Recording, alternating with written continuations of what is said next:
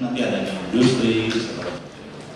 Mungkin saya harus tanya kepada para ekonomnya, kira-kira usaha mana nih yang harus nanti diakselerasikan untuk mencapai target pertumbuhan ekonomi 6,1%? Batas atasnya nih katanya.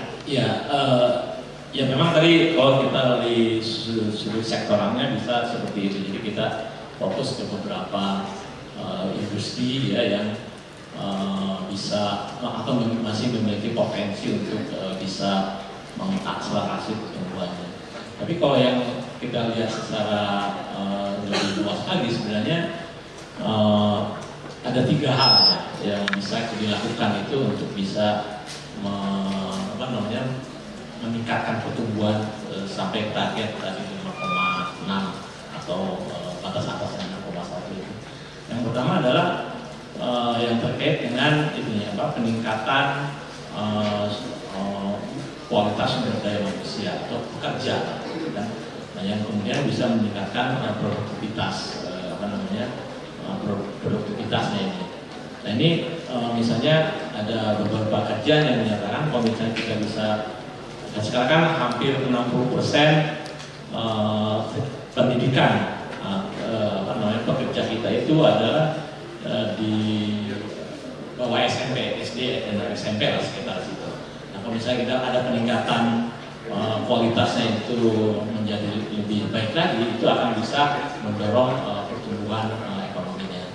Nah, yang kedua adalah yang terkait dengan infrastruktur yang bisa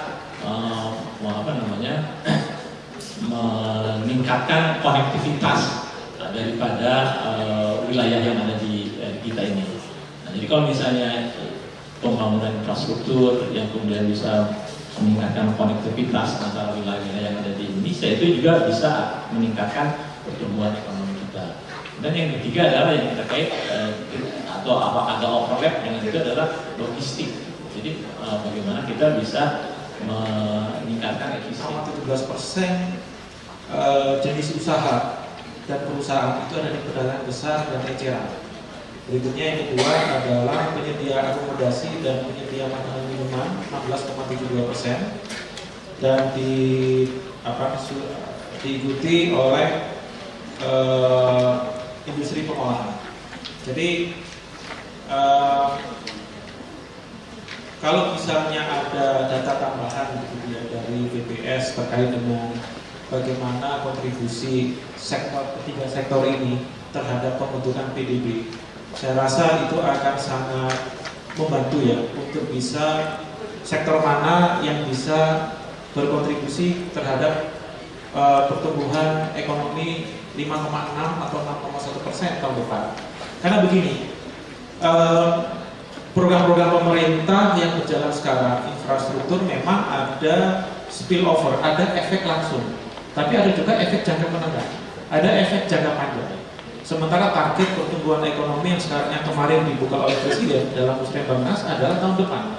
Jadi untuk sampai ke tahun depan kita hanya ada 6 bulan. Kemudian 1 tahun untuk menjalankan tahun 2018. Jadi menurut saya pemerintah fokus saja dalam jangka short term dari data BPS ini, bagaimana membuat sektor perdagangan besar dan eceran itu bisa efisien dan efektif. Tata aturan apa saja yang diperlukan dan skema-skema apa saja yang dibutuhkan agar pengusaha yang hadir di perdagangan besar dan eceran ini bisa lari kencang. Saya yakin kalau 46,17% ini bisa lari kencang, efeknya ke PDB kita akan cukup tinggi. Berikutnya adalah sektor penyedia akomodasi dan penyediaan makanan minuman. Kira-kira tata aturan seperti apa yang diperlukan agar sektor ini bisa tumbuh dan berkembang lebih besar lagi. Dan berikutnya adalah industri pengolahan. Jadi kalau pemerintah fokus pada 3 sektor ini, tentu dari sisi supply side, tentu akan bisa berkontribusi cukup besar terhadap pertumbuhan PDB kita. Usaha ekonomi non pertanian, usaha atau perusahaan ekonomi non pertanian bergerak dari tahun 86 9,3 juta, sekarang menjadi 26,7 juta. di slide berikutnya yang kita lakukan di tahun 2016 ini. Kita tahu bahwa jumlah usaha sudah kita rilis pada Agustus 2016, ada 26,71 juta usaha non pertanian. Jumlah UKM tadi 26,26 juta kita rilis hari ini. Jumlah UMB 447.352 yang usaha menengah besar. Kemudian ada 15 kategori atau jenis usaha. Jumlah pekerja 70,32 juta usaha. Ini semua non pertanian. Ada omset usaha. Jadi yang warna hijau di situ adalah yang sudah kita rilis sampai hari ini. Yang warna biru datanya sudah kita kumpulkan tapi belum kita rilis karena masih dalam proses pengolahan data dan validasi data. Kita harapkan bisa kita rilis antara hari ini dan kalau paling lambat tahun 2018. Kalau proses pengolahan dan validasi datanya selesai. Jadi tadi dari Pak Firmansyah dan tadi menyinggung mengenai e-commerce IT, nanti itu kan data sudah kita kumpulkan, sedang di dalam proses pengolahan. Enterprise, ya, konglomeratnya dan franchise juga sebenarnya ada semua, sedang kita di dalam proses pengolahan data.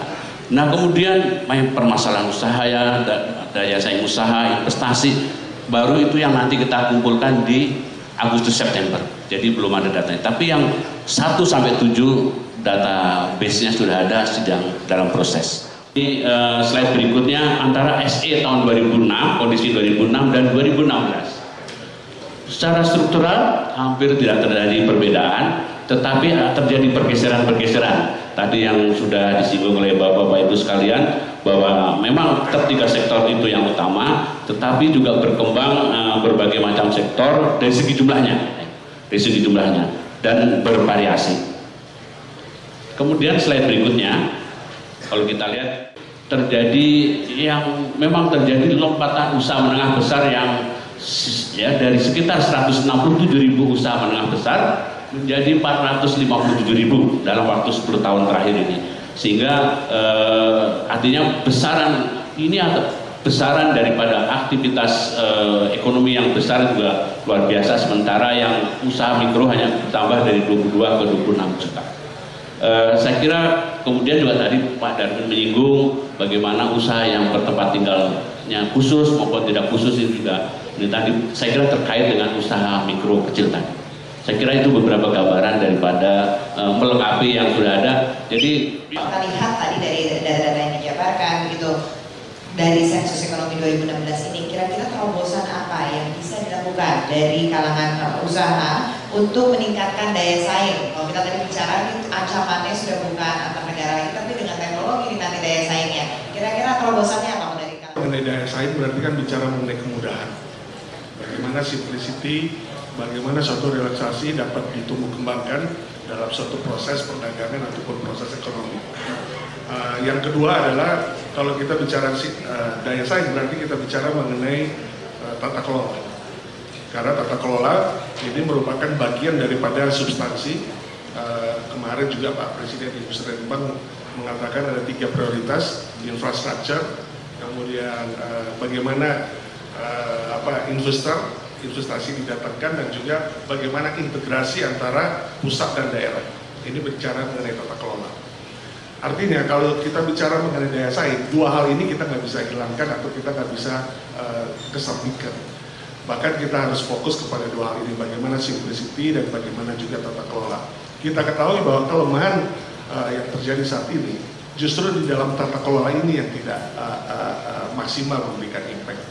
Kami dari sisi pelaku usaha atau perdagangan itu melihat bahwa kalian disebut dengan transformasi tadi berkaitan memang kita sudah mulai adanya transformasi ekonomi, tetapi kalau tidak didukung juga dengan tata kelola atau kita bicara mengenai bagaimana kesatuan kata dari pusat daerah, kemudian kesatuan visi, kesatuan berbaris kita dari pusat ke daerah di dalam fungsi pemerintah katakanlah sebagai regulator salah satunya, ini sangat dominan untuk terus kita dorong. Kita ambil contoh misalnya di perdagangan, kita ketahui tadi saya sudah sebutkan bahwa kenapa year on year di retail di perdagangan makronya bagus. Kita lihat semua perdagangan ini tumbuh, baik dari sisi jumlah UMKM kita sudah hampir 60 juta, 58 juta sekian. Kemudian Gini kita turun 0,3% dari 0,4 tahun lalu. Kemiskinan kita turun dari 11,3 sekarang sudah 10,8. Banyak isi doing bisnis kita juga makin rendah, makin bagus. Artinya kemudahan berbisnis di Indonesia juga makin baik. Banyak indikator yang kita udah lihat. Tetapi kenapa pada kenyataannya justru di perdagangan khususnya kami yang di retail itu sangat merasakan terjadinya penurunan. Tadi disebutkan bahwa memang dari data sensus ini juga dari sisi kualitinya juga ada penurunan, kuantitinya bagus. Nah ini berarti kan ada sesuatu something wrong, something yang harus kita angkat, kita harus raise up dari data-data hasil sensus ini. Bagaimana kita melihatnya? Bagaimana pemerintah sebagai penguasa, sebagai pembuat regulasi dan sebagai juga pemberi anggaran dan juga sebagai fungsi pengawasannya, ini perlu melihat secara substantif. Nah, ada banyak hal misalnya yang kita harapkan dari perdagangan yang saat ini belum terrealisir. Misalnya masalah ekspansi. Ekspansi ini adalah bagian daripada kehidupan perdagangan atau kehidupan daripada retail. Ketika tidak ada ekspansi, maka kecenderungan pertumbuhan retail itu akan stagnan, akan flat karena harus dipotong dengan penyusutan, kemudian UMR yang naik. Kita tahu rumusan UMR sederhananya yang kita sudah ketahui bahwa inflasi ditambah pertumbuhan ekonomi, kenaikan minimal UMR setiap tahun. Kemudian juga pemotongan biaya variabel tenaga kerja, biaya energi, tadi disebutkan energi ada 3. Bicara mengenai listrik, gas, dan juga minyak. Nah ketika ini tidak terkendali, ini juga akan menghambat industri perdagangan. Nah tadi contoh yang ekspansi kenapa masih bermasalah, karena kita contohkan ada suatu aturan Perpres di mana ketika kita akan melakukan ekspansi, di mana ekspansi itu adalah faktor pertumbuhan daripada industri retail atau perdagangan secara umum, harus adanya rancangan detail tata ruang di satu daerah atau satu provinsi, kabupaten, kota media di mana kita akan ekspansi. Nah seperti kita ketahui, rancangan detail tata ruang yang dibuat untuk kita mengembangkan store, mengembangkan usaha supaya bisa menyerap perdagangan itu misalnya adalah harus memiliki daerah tersebut memiliki RDTR-nya. Nah RDTR dari seluruh wilayah Indonesia baru 9 itu salah satu contoh saja. Kemudian hal yang lain dari tadi yang sudah ditanggapi. Saya pikir saya sepakat dengan yang dikatakan Pak Roy tadi sebetulnya, dan sebetulnya sudah kita pikirnya sejak awal.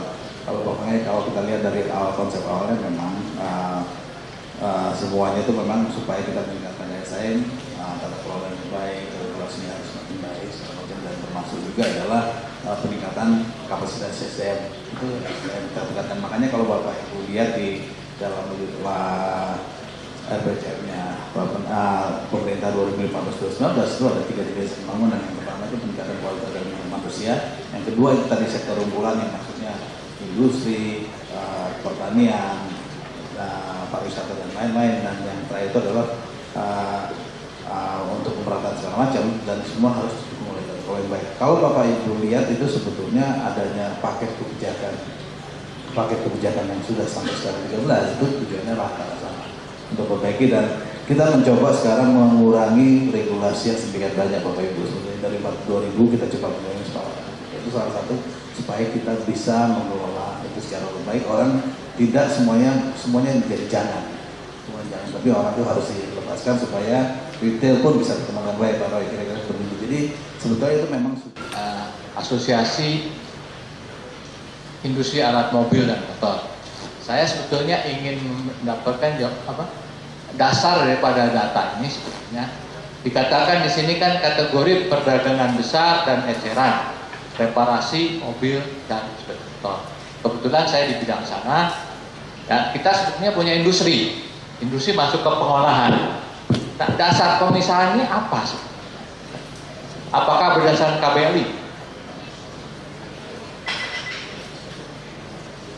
Nah, kalau KBLI, setahu saya, sekarang ini satu perusahaan bisa punya beberapa KBLI. Contohnya, salah satu perusahaan anggota saya itu punya KBLI industri ngecoran, tetapi dia ekspor. Waktu dia ekspor, dia harus punya KBLI pedagang besar dan ekspor. Nah, di dalam konteks ini BPS mengambil yang mana kan? Dan saya yakin ini pun saya baru sadar tiap perusahaan punya izin KBLI, tapi nobody care sebetulnya. Kalau salah pun nggak care. Begitu juga kalau kita pergi ke Pemda izin apa? Kita bikin PT dan sebagai usahanya, waktu kita minta mereka akan mengeluarkan juga KBLI. Tapi apakah itu sesuai dengan KBLI-nya dari BPS tahun 2015? Ini pun Anda bisa lihat KBLI yang ada pada waktu persetujuan UMSK di kabupaten. Ya, masih pakai yang 2012, bukan 2015. Itu pun makanya ngaco. Nah, saya khawatir di sini pada waktu sensus ini, ya datanya ngaco semua kita. Jadi mohon di-recheck. Ya, saya kira kalau yang lain pembahasannya saya kira sudah betul. Tapi yang saya khawatir database-nya yang ngaco. Nah, yang kedua, saya ingin sebetulnya kita kan tiap kementerian punya undang-undang, perindustrian sendiri, perdagangan sendiri. Sebetulnya kita yang manage ekonomi kita siapa? Pertumbuhannya siapa? Saya nggak lihat. Menko hanya koordinator. Betul nggak, Pak? Jadi saya kira masukan untuk koordinator perlu, supaya kita tajam. Kita hanya kulit-kulitnya aja. Tadi seperti katakan, robotik sudah tidak ada question di dunia. Tinggal hitung-hitungan aja. Tapi masalahnya sekarang UMSK misalnya sama buruh, karena mereka dari tahun 2013 hanya dengan demo dapat angka, justru ini yang akan membahayakan ekonomi kita. Ya, jadi ini apa tambahan saya kira. Jadi kita sebetulnya sudah juga mencanangkan 2030 untuk industri 4.0. Itu sudah dicanangkan minggu lalu. Jadi saya juga nggak tahu. Padahal kita 2.0 aja masih belum lulus. Oke Bapak, baik. Terima kasih banyak. Usaha yang seperti itu, kalau mempunyai izinnya misalnya 2, Bapak punya izin produksi, kemudian ada izin usaha perdagangan, dan dapat dipisahkan, tentu itu akan kita anggap sebagai 2 usaha. Yang satu usaha industri pengolahan, satu usaha perdagangan. Tetapi kalau Bapak langsung dari industrinya melakukan ekspor, bahwa itu dalam satu kesatuan izin, ya tetap itu sebagai industri. Tapi kalau bisa dipisahkan, dan sekali lagi bisa dipisahkan, ada bukti formalnya bahwa ini ada bahwa untuk ada perusahaan industri alat motor, kemudian perusahaan ekspor, dan itu saya kira formal, tentu akan kita pisahkan. Dan itu dua kira-kira. Jadi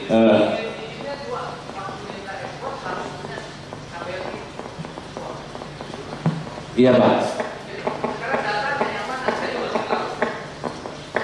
Yang produksi Pak, yang produksi masuk di sektor industri tadi ya, industri pengolahan.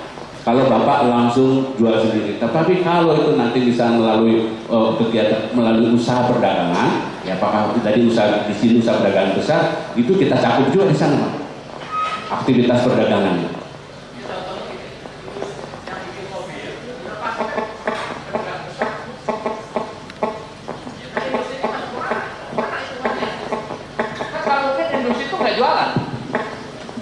Nggak mungkin nggak jualan, pasti jualan. Buat apa punya industri kalau nggak jualan? Tapi kalau klasifikasinya kemudian pindah, how? Makanya saya melihat mengapa kita punya maupun pedagang eceran. Itu tadi kalau Bapak tidak bisa dipisahkan, yang Bapak misalnya buat terus langsung jual, ya itu Bapak tetap di industri itu, yang jualnya bagian dari output dari industri. Tapi kalau Bapak usahanya, kalau saya mungkin nggak usah. Misalnya agen motor atau agen mobil, dia dapat dari perusahaan Bapak, terus dia melakukan jual motor, jual mobil, nanti perdagangan besar. Kalau gitu double con dong Pak? Enggak Pak? Iya, karena kalau saya industrinya saya jual kan ke dealernya pedagang besar. Dan proses, kalau perdagangan tuh nanti ada proses pendapatan. Jadi nggak double Pak. Nggak double. Nanti bisa kalau Bapak Anu kita bisa diskusi berdua Pak. Nanti itu lebih jelas. Ya, kita kasih kesempatan mungkin sebelum pertanyaan. Ketika presiden kampanye, kita menangkap semua aspirasinya, kita susun dalam satu dokumen. Kalau 5 tahun Pak ya, itu dokumen yang kita sebutkan dengan rencana pembangunan jangka menengah. Dan itu kita konsultasikan bahwa berdasarkan program-program dia, berdasarkan perkiraan-perkiraan kita bahwa yang mungkin kita capai adalah seperti ini. Dan kita sampaikan kepada presiden biasanya, dan itu setelah disidang kabinet disetujui atau tidak, itu sedang di sana, nanti disepakati. Ini pertanyaan yang sudah pernah saya tanyakan ke sebelumnya, tapi karena ini sudah sampai ke tahun 2017, mengenai di dalam karakteristik usaha disebutkan ada mengenai franchise. Saya mengharapkan BPS menggunakan data-data berdasarkan dari kementerian terkait ya, Permendak 53 nomor tahun 2012. Karena orang yang dapat perusahaan yang dapat dikategorikan waralaba atau franchise harus memenuhi syarat dari peraturan tersebut Permendak, harus memenuhi syarat dan mempunyai STPW begitu Pak. Jangan sampai nanti ketika BPS mengeluarkan rilis data jumlah franchise Indonesia misalnya jumlahnya ada 3.000 begitu, itu akan menjadi sangat miss dengan Kementerian Perdagangan, karena Kementerian Perdagangan mempunyai data yang spesifik perusahaan yang sudah mendaftarkan franchise-nya, artinya sudah mendapatkan STPW. Nah, data STPW ini yang dijadikan acuan dapat dikategorikan franchise. Di luar itu adalah hanya business opportunity. Jadi jangan sampai nanti BPS mengeluarkan data jumlah franchise Indonesia 3.000 dan Kementerian Perdagangan akan kebingungan karena datanya tidak ada sebesar itu. Hanya sebuah business opportunity dan bisnis-bisnis yang lain yang mengandalkan lisensi pemberian merek pada pihak ketiga. Nah, ini yang menjadi saya harapkan BPS mengeluarkan data yang untuk sekarang memang datanya sedang di dalam data mengenai franchise sedang dalam proses pengolahan data saat ini. Memang dari dalam proses pengolahan ini kami temukan baik franchise yang resmi, tapi juga usaha-usaha yang dia membuka cabang tapi diberikan kepada wilayah yang proses kerjanya juga seperti franchise. Nanti akan kita evaluasi hasil tersebut ketika agregatnya sudah kelihatan. Kita nanti akan kita lihat hasilnya. Kita mudah-mudahan itu nanti. Tapi barangkali yang katakanlah yang Pak Rahmat itu sebagai franchise resmi, yang lain tidak resmi, mungkin nanti itu juga kalau kita lihat apa itu bukan sebagai kandidat ya. Katakanlah mereka punya peluang kalau nanti bisa membuat franchise baru. Itu yang mungkin jadi bahan pertimbangan ke depan. Tetapi masih ada yang kita proses datanya, kita olah datanya, dan karena data olahnya ini memang karena belum selesai, ada juga yang kita masih ada program kualitas ya, kualitas data kita bandingkan dengan berbagai data lain, kok rasanya kok belum konsisten, yaitu kita lihat tidak konsistennya di mana. Kemudian ada berbagai hal, ada juga yang misalnya datanya kerendahan, ketinggian, kita bandingkan baik antar perusahaan, antar kategori segala macam itu, jadi itu butuh proses. Jadi itu masih berjalan saat ini. Jadi tadi yang salah satu yang masih selain omset usaha adalah aktivitas internet, penggunaan internet, e-commerce, franchise, kemudian konglomeratnya ya, apa itu yang enterprise berapa, itu juga sedang kita proses pengolahannya, itu juga butuh waktu gitu. Kemudian sangat detail lagi permasalahan bisnis, permasalahan usaha, bagaimana daya saing, permodalan, investasi, itu kita kumpulkan itu, dan itu nanti baru bisa kita rilis di 2018. Jadi masih panjang. Sebenarnya tantangannya apa Pak untuk mendapatkan data usaha menengah besar dan usaha mikro kecil tahun ini? Tantangan yang paling berat ya, kita semuanya biasanya, terutama kalau ditanya omset, hampir semua orang ada kecenderungan bohong. Kita sendiri mungkin begitu ya. Berapa sih penghasilannya? Nah gitu. Itu yang paling berat. Jadi bagaimana? Jadi kita sebenarnya sudah membuat berbagai strategi untuk menghadapi itu, tapi juga belum selesai. Kita ada strategi bagaimana permasalahan underestimate di kategori ini, sektor ini kita sudah ada, tapi masih kita proses bagaimana implementasinya. Tapi tantangannya kecenderungan bahwa kita tidak memberikan informasi yang sebenarnya. Itu yang Kenapa tuh? Mungkin Pak Roy yang bisa jawab. Kenapa ada kecenderungan tidak memberikan data yang sebenarnya? Ya intinya pajak. kita kan ketahui bahwa kita baru ada 2015 inflasi kita tinggi 8,78%, kemudian turun 4%, plus minus 1%, sekarang masih di angka itu. Itu kejadian di 2015, pertumbuhan ekonomi kita 4,74. Selain inflasi, masalahnya adalah memang ada keterlambatan di realisasi APBN. Tapi di 2016 kan sebenarnya sudah jalan, sudah mestinya lebih bagus. Tapi kenapa masih ada rasa ya kayak tadi kok kamu kasih info dan lain sebagainya mengenai omset, karena ya kita tahu tax amnesty ya. Apa scarcity masyarakat terhadap tax amnesty scare terhadap situasi ini juga dapat menimbulkan juga dampak sentimen. Nah ini kembali lagi edukasi dan culture ini yang mestinya dari waktu ke waktu dirubah atau didorong oleh segala stakeholder supaya memang ini merupakan suatu bagian yang substantif. Kita bisa mengetahui omset ini bukan hanya indikator tapi akurasi yang memang sudah akurat. Nah ini nggak gampang memang, tetapi kembali lagi ini adalah satu proses. Jadi ya informasi mengenai omset dan lain sebagainya kita ketahui ini masih tidak maksimal seperti tadi disebutkan oleh Pak Sasmito. Memang ini harus satu realita. Jadi kita ketahui bahwa memang ya tax amnesty kita saja memang sebenarnya sudah cukup tertinggi kan, kita punya 2.500 triliun yang diakui lebih tinggi dari negara Australia aja hanya 66. Kemudian yang tertinggi Italia 1.700 triliun. Indonesia sebenarnya udah bagus, ngaku-ngaku harta itu sudah cukup bagus dibanding dengan negara-negara lain. Tetapi untuk yang masalah omset ini tentu ada satu perlakuan khusus, apakah itu insentif, pemberian relaksasi atau ada semacam holiday dan sebagainya yang perlu dipikirkan sehingga omset ini bisa keluar secara real. Banyak hal yang mungkin bisa dikaji oleh pemerintah, oleh Bappenas atau oleh BPS untuk kemudian bagaimana cara-cara omset ini bisa merupakan suatu akurasi yang memang keterbukaan itu memang betul-betul jelas tanpa ada ketakutan atau ada hal-hal lain yang menjadi paradigma dari masyarakat. Mungkin demikian. Terus ini saya terus ya boleh kata terus terang saja nih. Yang informasinya agak menurut saya kebenarannya agak ini agak merepotkan, terutama dari sektor konstruksi. Itu yang kemudian setelah sektor konstruksi. Kemudian setelah sektor konstruksi, sektor angkutan transportasi. Ketiga perdagangan. Nah yang paling umumnya memberikan informasi kepada kami cukup akurat umumnya kalau dari pendidikan, ya. Sektor pendidikan, jasa kesehatan itu ya, di rumah sakit, dokter, pendidikan, ya baik pendidikan universitas, swasta segala macam itu cukup akurat. Jadi artinya kita punya gambaran gitu, artinya mendekati. Tapi kalau yang tidak sektor ini cenderung underestimate, lebih rendah dari yang sebenarnya.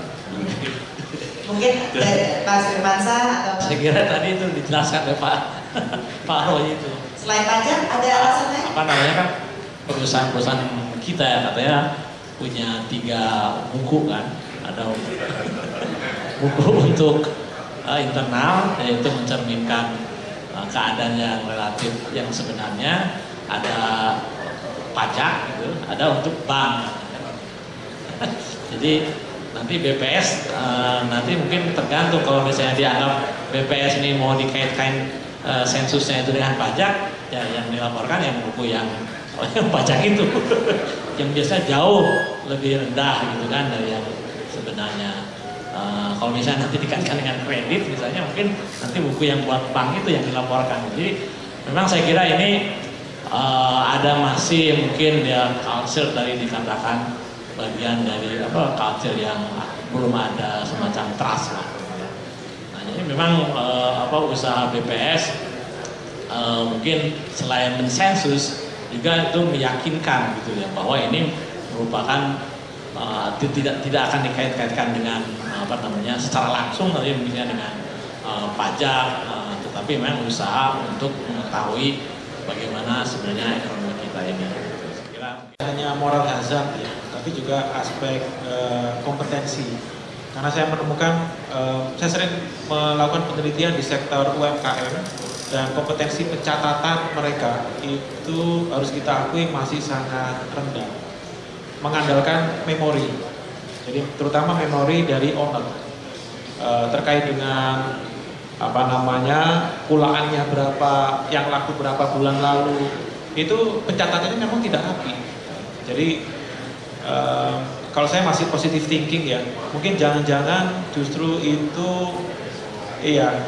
yang besar-besar tentu tidak banyak jumlahnya, karena kan mayoritas 96% itu kan sektor UMKM.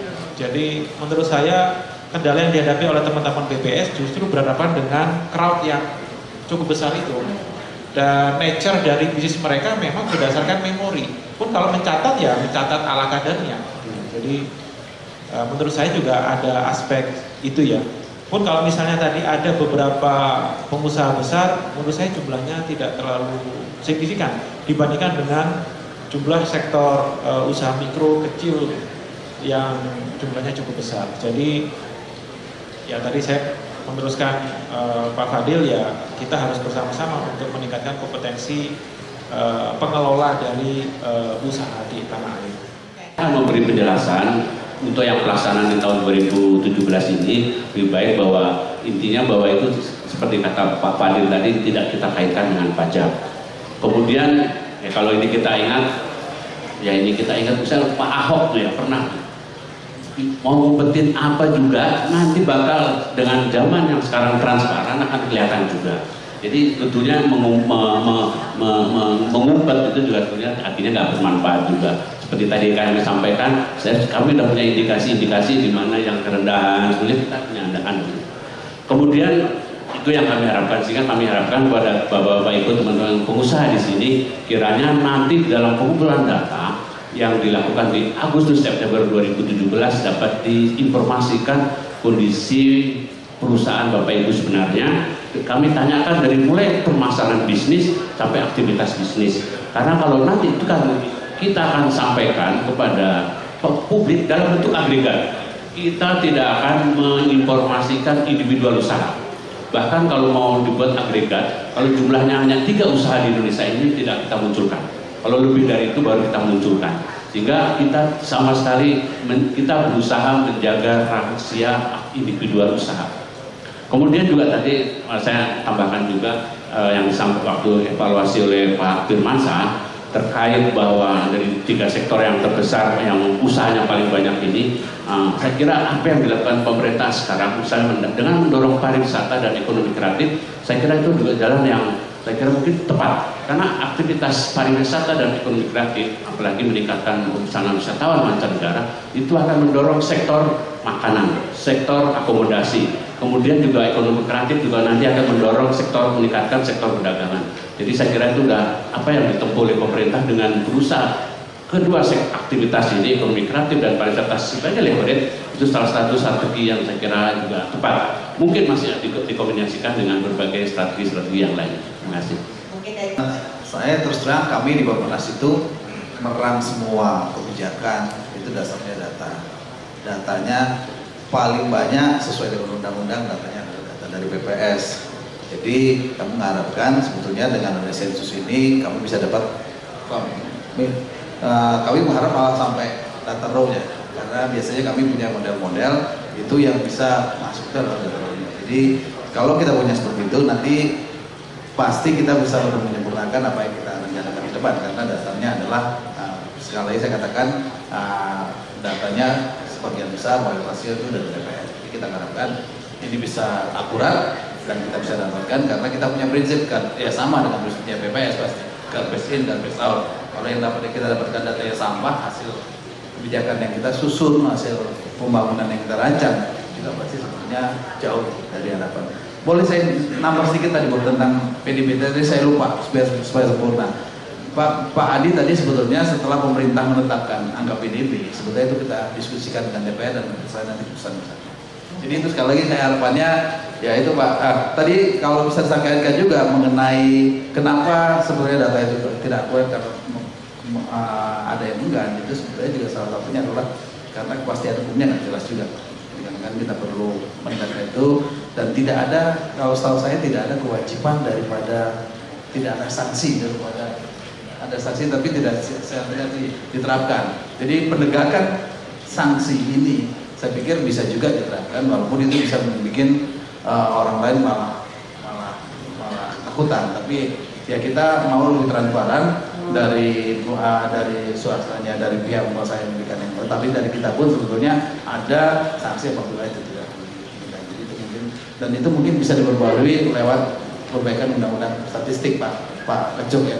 Sebetulnya dari tahun 2007 ya Pak ya, 2007 sampai sekarang masih undang-undangnya masih belum pernah disempurnakan. 97 ya, 97 sudah ada kira-kira 20 tahun.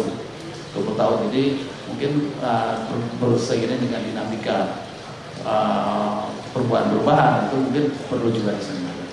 Baik, ini data sudah bagus, jadi tentunya ini bisa dipakai tidak hanya pemerintah tetapi juga pelaku usaha. Namun ada hal ke depan tentu kita setiap waktu tentunya ingin lebih baik dan terus lebih baik. Ada perlu jelas adalah faktor edukasi yang sangat penting atau sangat menentukan keberhasilan daripada data ataupun juga sensus seperti ini. Perlu dipikirkan bahwa bagaimana juga tidak mengeneralisasi pendekatan untuk mendapatkan data secara menyeluruh kepada setiap lapisan masyarakat, tapi perlu ada taktik tersendiri, perlu ada trik-trik tersendiri, pendekatan kepada, pernah beberapa bulan lalu Menteri Keuangan katakan bahwa ekonomi di Indonesia sebenarnya hanya diwakili oleh 8 perusahaan terbesar di Indonesia, dan itu menggulirkan perekonomian, menggerakkan ekonomi. Jumlah boleh banyak, tapi omset nggak ada artinya dibanding dengan yang 8 ini. Nah, bagaimana yang 8 ini bisa mengeluarkan data? Mungkin nggak bisa digeneralisasi untuk mengeluarkan data dengan cara yang biasa dilakukan atau yang sudah dilakukan saat ini.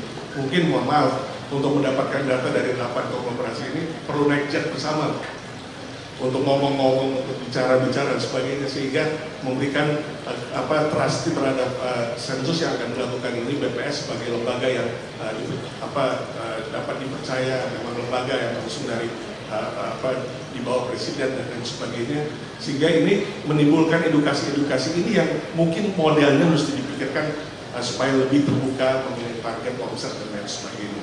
Nah, ini tentunya menjadi satu pekerjaan rumah atau untuk membuat kita dari waktu ke waktu. Angka itu, kalau kami pelaku usaha, angka ini sangat penting. Artinya tidak hanya sebagai indikator tapi sebagai akurasi, data yang akurat sehingga betul-betul kita bisa hitung target, prediksi target dan lain sebagainya. Jadi edukasi ini tentunya sangat memegang peranan penting. Di dalamnya juga termasuk campaign bagaimana apa yang sudah didapatkan ini bisa seluruh lapisan pelaku usaha dapat mengetahui atau terbuka, dapat diakses dengan mudah. Memang sudah ada internet portal dan sebagainya, tapi dipikirkan apakah juga perlu dengan LED yang sekarang beredar di mana-mana dikeluarkan dan sebagainya. Jadi ini betul-betul terasa, dan dari waktu ke waktu lebih lembaga ini lebih dipercaya oleh pelaku usaha dan tentunya menimbulkan output yang jauh lebih baik dari waktu ke waktu. Ya, terima kasih.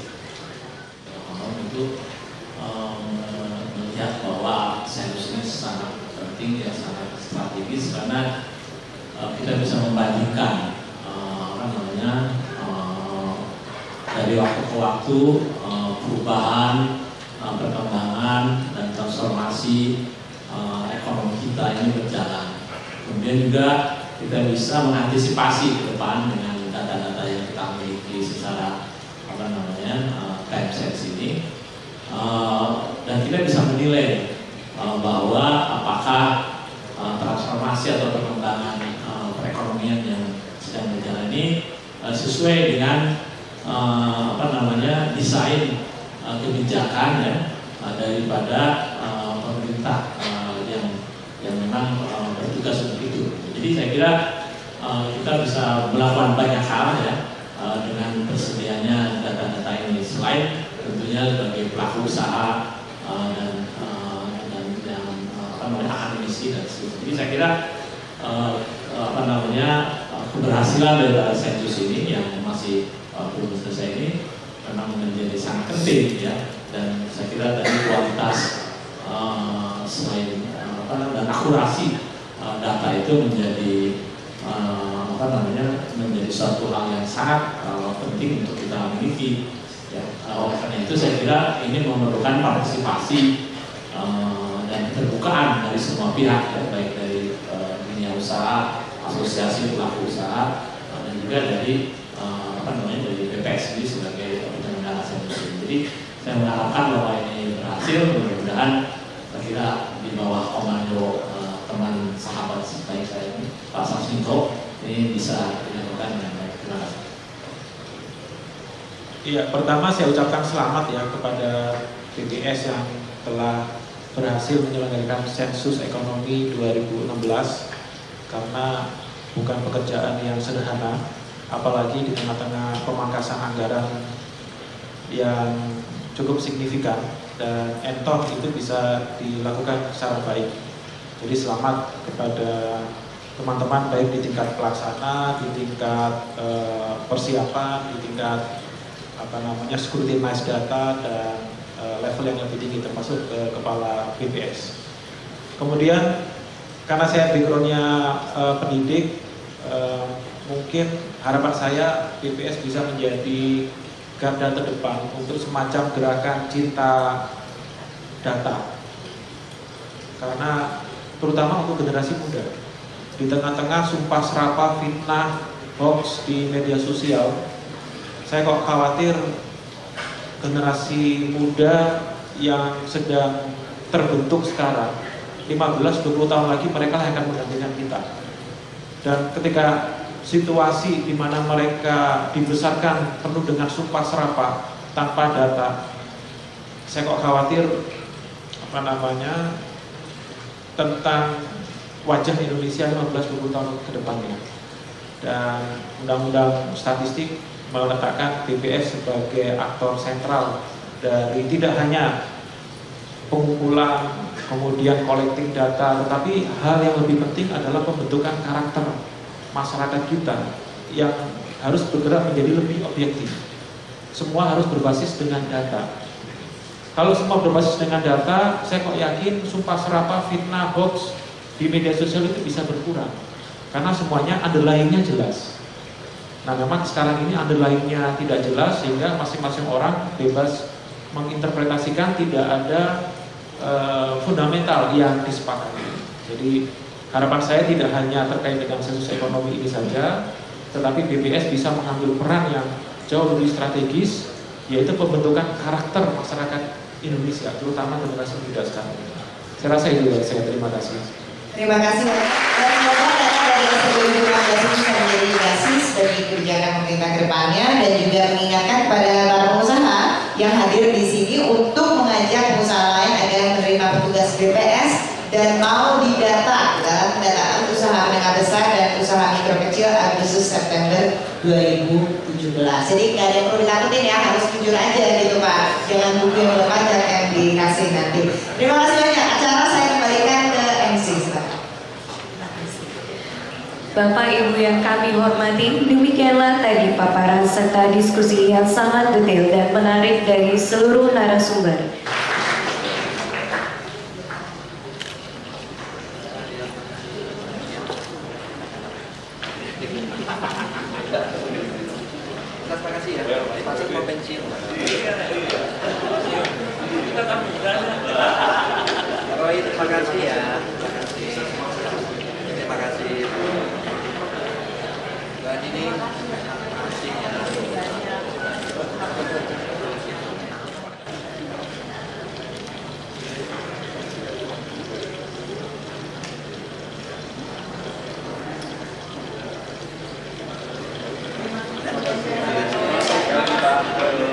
Terima kasih kepada Bapak Kejo Suharyanto serta para narasumber dan moderator.